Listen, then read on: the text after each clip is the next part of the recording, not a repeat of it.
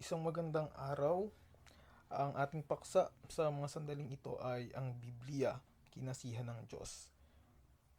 Upang higit nating matutunan, mapag-aralan, at maintindihan ang paksang ito, ating sisikaping hatiin at talakayin ito sa 5 bahagi. Kaya sa mga sandaling ito, ating pag-usapan ng unang paksa. May pamagat na saan nanggaling ang Biblia. Ang Biblia ay isang pagpapahayag ng Diyos sa tao na binubuo ng 66 na mga aklat na pinagsama-sama at naging isang aklat. 22 sa mga aklat ng Biblia ay makasaysayan. Ang nakararami sa 21 ay mga aklat ng propesiya.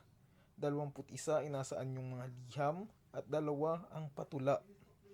Bagamat sinulat ng 66 na mga may akda na mga hari, magsasaka, mekaniko at mga taong mahilig sa agham, manananggol, general, mangingisda, ministro at saserdote, isang maniningil ng buwis, isang doktor, ang iba'y mayayaman at ang iba'y mahihirap na umaabot sa isang panong 1,600 mga taon.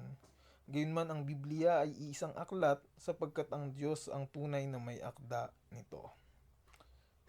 Unang tanong, sinong nagbigay ng mga hula sa Biblia sa tulong ng Espiritu Santo? Ikalawang Pedro, Kabanatang 1, talatang 21. Sapagkat walang propesiya na dumating kailanman sa pamamagitan ng kalooban ng tao, kundi ang mga taong inudyukan ng Espiritu Santo ay nagsalita mula sa Diyos. Ang Espiritu ni Kristo ang kumasi sa mga propeta upang ipakita na ang buong Biblia ay isang Kristiyanong aklat. Pangalawang tanong, gaano kalawak ang bahagi ng Biblia na kinasihan ng Diyos? Ang lahat ng mga kasulatan ay kinasihan ng Diyos. Ikalawang Timoteo, Kabanatang 3, talatang 16.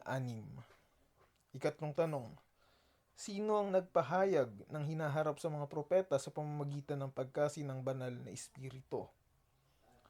Tunay na ang Panginoong Diyos ay walang gagawin malibang kanyang ihayag ang kanyang lihim sa kanyang mga lingkod na mga propeta. Amos, Kabanatang 3, talatang 7. Kaapat na tanong, natitiyak ba natin na ang Biblia ay salita ng Diyos?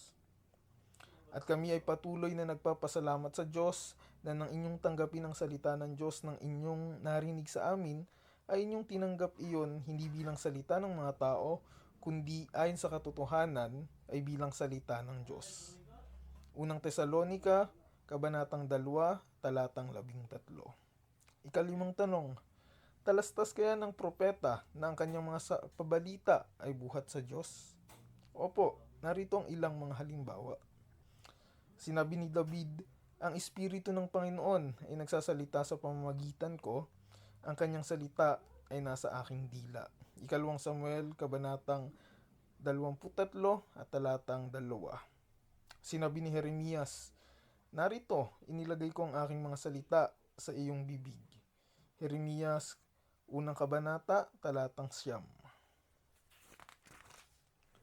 Sinabi ng Diyos kay Ezekiel, iyong sasabihin ng aking mga salita.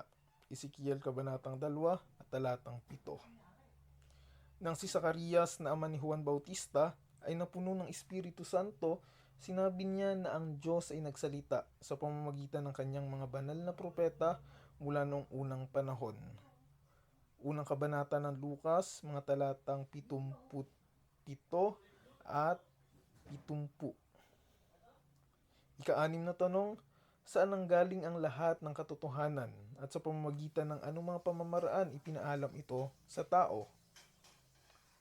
Ang apokalipsis ni Jesucristo na ibinigay ng Diyos sa Kanya upang ipahayag sa Kanyang mga alipin ang mga bagay na kinakailangang mangyari sa madaling panahon at Kanyang ipinaalam ito sa pamamagitan ng mga sagisag at pagsusugo ng Kanyang anghel sa Kanyang aliping si Juan na siyang sumaksi sa salita ng Diyos at sa patutuo ni Jesucristo sa lahat ng mga bagay na nakita niya. Apokalipsis, unang kabanata, mga talatang 1 at 2. Ang Diyos ang Pangulong pinanggagalingan ng lahat ng katotohanan. Si Kristo ay tumanggap ng katotohanan mula sa Ama. Sinabi ni Jesus, sapagkat ang mga salitang ibinigay mo sa akin ay ibinigay ko sa kanila. Juan Kabanatang 17, talatang 8, unang bahagi. Nang nagpapahayag ng katotohanan sa mga propeta, ibinigay ni Jesus yaon sa mga anghel na hinirang. Sa kalagayang nasa pangitain na inudyukan ng Espiritu Santo, sinabi ng anghel ang pabalita para sa propeta na siya namang nagbigay nito sa tao alinman sa pasalita o sa pamamagitan ng pagsulat o kapwa. Konklusyon, maliwanag na ang Diyos ay nagsalita sa ating mga ninuno sa iba't ibang panahon at sa iba't ibang paraan sa pamamagitan ng mga propeta. Hebreo, unang kabanata, talatang 1. Ang Biblia ay aklat ng Diyos. Ito ay mananatili magpakailanman. Basahin ng Isayas, kabanatang 40 at talatang 8. Makabubuti sa atin na pahalagahan ang salita ng Diyos tulad ng ginawa ni Job. Ako hindi humihiwalay sa utos ng kanyang mga labi. Pinagyaman ko ang mga salita ng kanyang bibig sa aking dibdib. Job, kabanatang 23 at talatang 12. Sa susunod nating paksa, ating tatalakayin ang may pamagat na nangatupad na mga hula, mga katunayan ng inspirasyon.